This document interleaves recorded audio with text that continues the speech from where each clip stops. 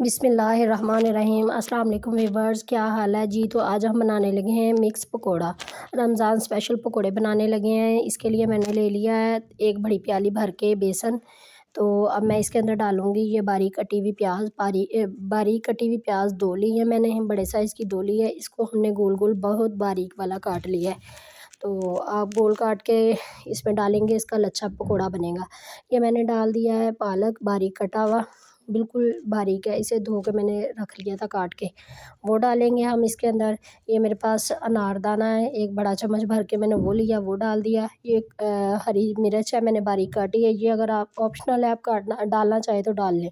ये 1.5 खाने का चम्मच मेरे पास कुटी हुई मिर्च है लाल, वो डालिया है।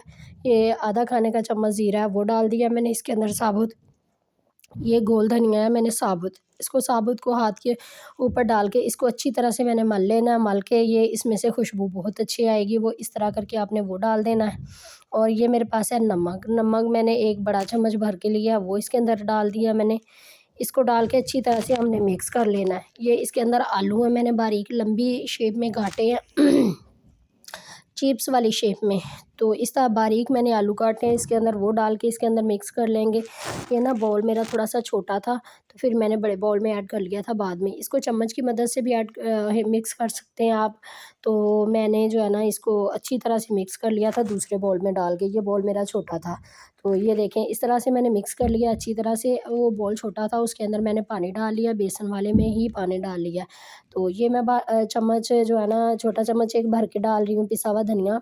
और ना साथ डालूँगी 1 चम्मच छोटा मैंने हल्दी का, इससे कलर बहुत अच्छा आएगा। कुछ लोग जो है ना वो हल्दी पकौड़ों में नहीं पसंद करते, तो मैंने इसके अंदर डाला है, इससे कलर बहुत प्यारा आता है। इसको मैंने मिक्स कर लेना, थोड़ा थोड़ा पानी डाल के इसको हम मिक्स कर लेंगे। ये बेसन वाला ही बॉल था, इसी के अंदर ही मैंने पानी डाल लिया था। ये सारा इसके अंदर मिक्स कर लेंगे अच्छी तरह से। और हमने जो है ना पेस्ट तैयार कर लिया। इधर हमने कढ़ाई रख दी है, कढ़ाई के अंदर घी गर्म हो रहा है। तो अब हम हाथ की मदद से पकोड़े डालेंगे, तो हमारा लच्छा पकोड़ा जो है ना बनकर बहुत अच्छा तैयार होगा। अगर आप उसको जो चम्मच की मदद से डालेंगे, वो पकोड़े गोल गोल बनते हैं। ये देखिए हमारे बहुत अच्छे से पकोड़े बनकर तैयार हो जाएंगे। तो इसको एकदम से हमने जो है ना हिलाना नहीं, और फौरी ही हमने जो है ना इसको तेज़ आंच पे पकाना नहीं है, और नहीं तो हमारा जो है ना अंदर का मटीरियल कच्चा रह जाएगा, ऊपर से बेसन जो कलर है ना वो डार्क ब्राउन हो जाएगा। तो हमने हल्के आंच पे इसको जो है ना पकाना है, और इतना मज़े का और इतना सॉफ्ट और जो है ना पकोड़े बनकर तैयार हो जाएंगे हमारे।